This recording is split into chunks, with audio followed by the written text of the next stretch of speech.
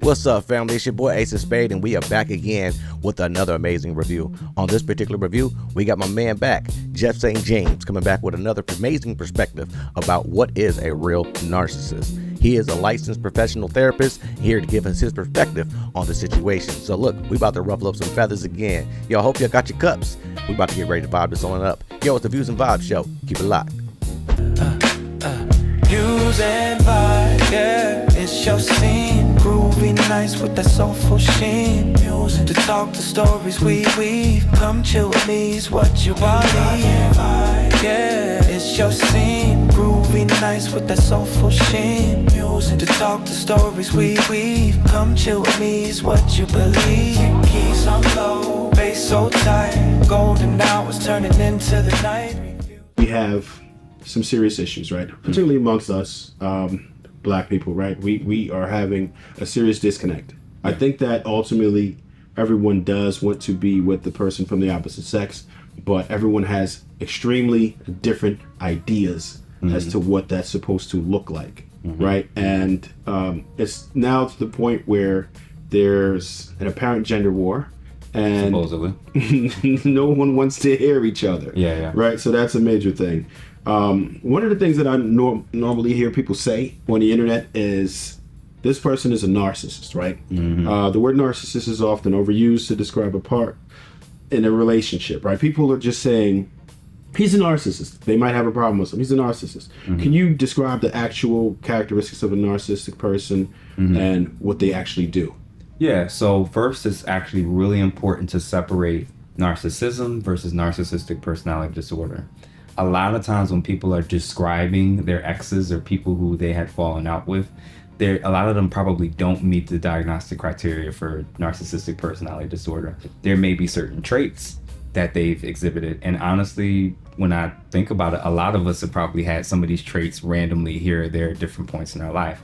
Some of them would include like a overinflated sense of self-importance, preoccupied or obsession or compulsion with fame, status, wealth, feeling entitled, arrogant, just seeking others primarily through either transactional or utilitarian approaches, not really valuing people for people.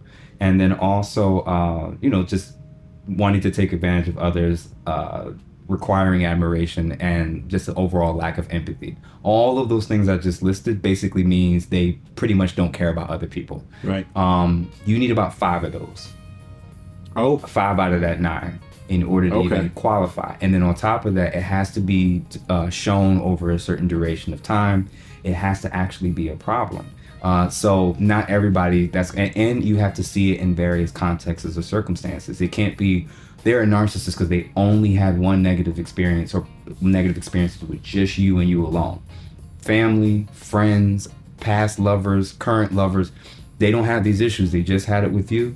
Highly unlikely that's the result of them actually being a narcissist or narcissistic personality. That's probably a reflection of just the dynamics between you both, whether it's differences of attachment style, unresolved issues, past trauma from previous relationships. That probably explains what's happening between you two.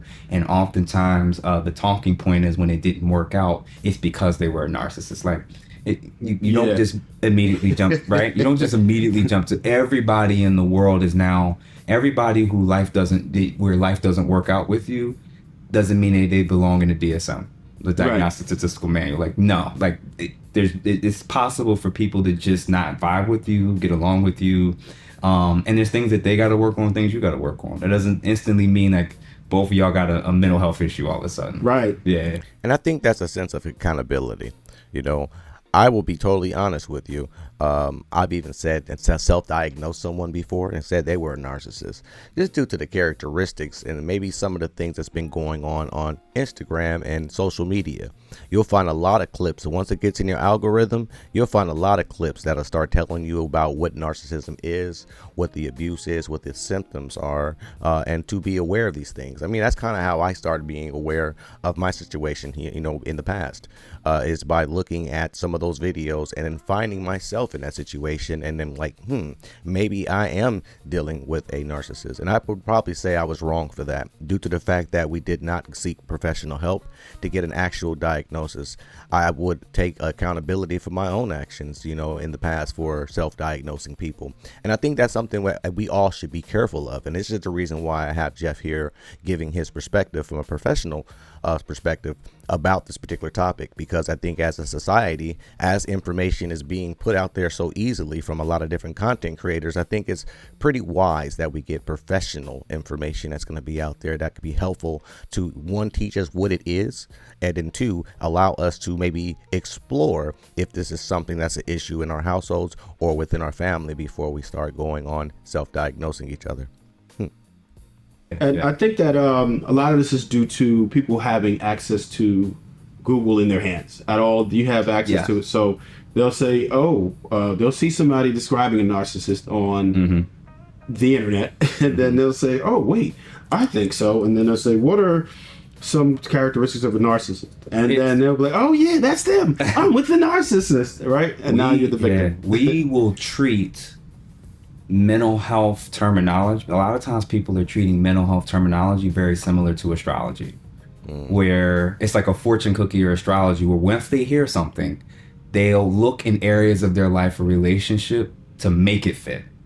And in reality, it's like, no, like, so, what's your sign?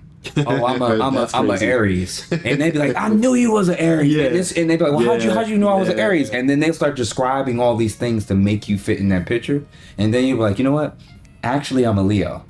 And they won't know what to do with that. And that's often how we're treating mental health related stuff, where now everything is trauma. Everybody's toxic. Everybody now is a narcissist. In reality, it's like they're making people fit into boxes that they potentially don't fit. They're using their confirmation bias to make a person fit into a particular category. Very interesting. Hey, leave your comments down below. Tell me what you feel about this particular topic. Again, I feel like a lot of people need to get this real, true professional information. There's been a lot of folks who've been out here on social media, again, listening to the wrong information or listening to unprofessional information that's probably not healthy to their relationships. And folks are actually breaking up based off of the information that they're seeing on social media versus seeking professional help. Yo, it's your boy Asa Spade. Make sure you like and subscribe to this video. Hope you enjoyed this particular video. If you want more, we're coming back with it. Yo, it's Views and Vibes. It's your boy Asa Spades. Hope you enjoyed yourself. Y'all keep it locked. Tune in to next time. One. Hey. Cruising down the coast, smooth ride in my lane. Asa Spades and name, bringing soul to the game. Views and vibes, where the grown folks stay. News and views, we groove the neo soul way. Kick back, relax, let the rhythm unwind. Got the smoothest sounds, the chillest of mine.